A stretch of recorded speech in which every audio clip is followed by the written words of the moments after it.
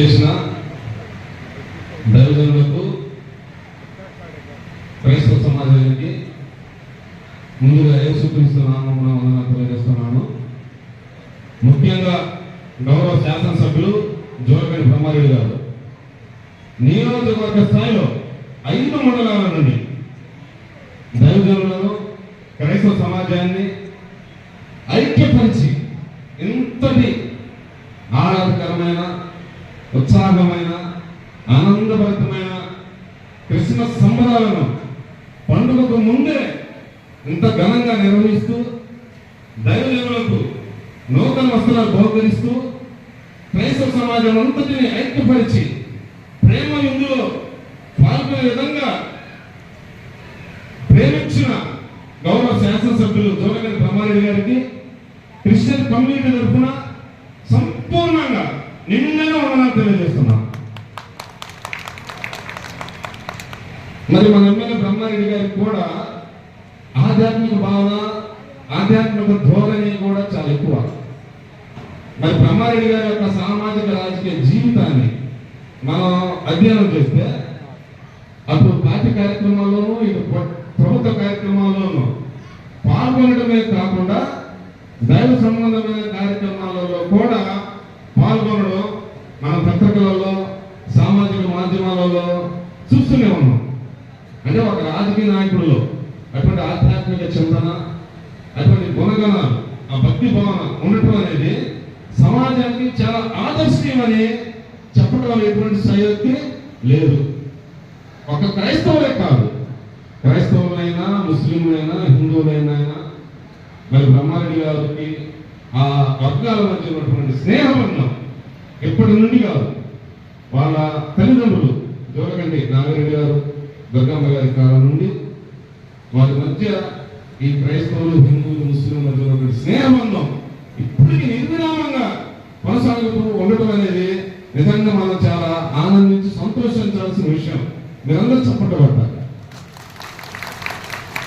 వారి కుటుంబం సమాజాన్ని ఎంతగా ప్రేమిస్తుందో మనం కూడా ఒక్క స్మరణ చేసుకోవాలి. ఈ సందర్భంగా నేను ఒక విషయం చెప్తాను. ఈ సందర్భము ఆ సందర్భం నాకే తెలియదు, కానీ అన్న మీరు మనసు పెట్టాలి. చైర్మన్ గారు కేశవన్న కుంచెడ్డి గారు, ఈ తరానికి చెందిన మనం క్రైస్తవం చాలా అదృష్టం, చాలా చాలా అదృష్టం.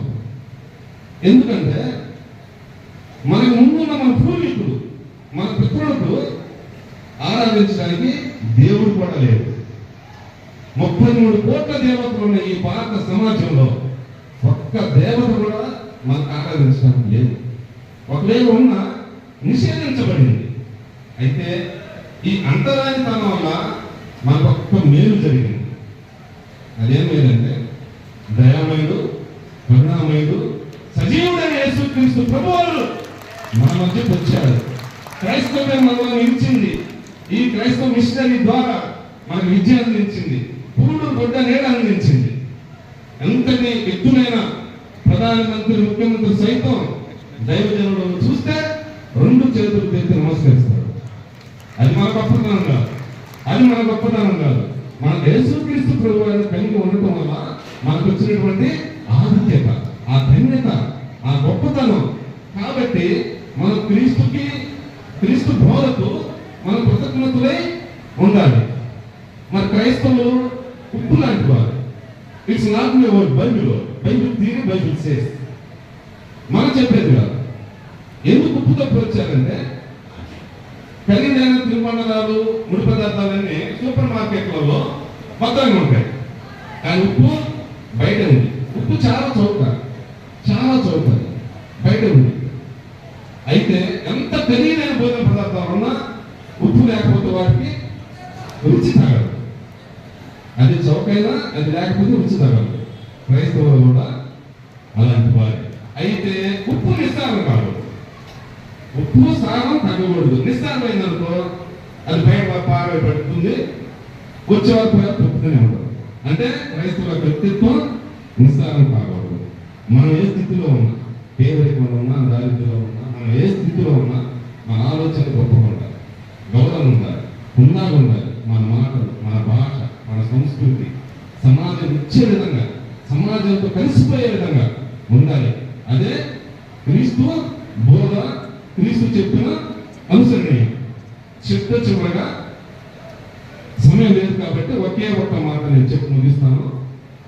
బైబిల్లో ఉన్నటువంటి వాక్యం మనందరికీ కాదు, హిందువులకి, ముస్లింలకి, క్రైస్తవులకి, జైనులకి, యావత్ ప్రపంచ సమాజానికి బాగా పరిచయమైన వాక్యాన్ని నేను గుర్తు చేస్తాను. నిన్ను వల్ల నీ పొరుగువాన్ని ప్రేమించుము. బైబిల్ చెప్తుంది, నిన్ను వల్ల నీ పొరుగువాన్ని ప్రేమించుము అన్న ఒకే ఒక్క మాటలోనే బైబిల్ అంతా సంపూర్ణమై ఉన్నది. అంటే బైబిల్ మొత్తం మనం చదువు రాకపోయినా నిన్ను వలే అంటే మనం ఎంతగా ప్రేమించుకుంటాము. మన ఆరోగ్యంగా ఉండాలని, మన బిడ్డలు చదువుకోవాలని, గొప్పగా ఉండాలని, మంచి సంపర్కంగా ఉండాలని, మన కుటుంబానికి ఏ దేవుడు రాకూడదని, ఏ చెత్త అమలకూడదని, మన బిడ్డలు ఉన్నతమైన స్థాయిలో ఉండాలని, మన కుటుంబం దినదినాభివృద్ధి చెందాలని ప్రతిరోజు ఎలా మనం కోరుకుంటామో మన పొరుగు వారి పట్ల కూడా అదే భావన, అదే వ్యక్తిత్వం, అదే మనస్తత్వం కలిగి ఉండాలి. అది బైబిల్ సారాంశం. ఆ ఒక్క మనస్తత్వం మనకు ఉంటే పరిశుద్ధ గ్రంథం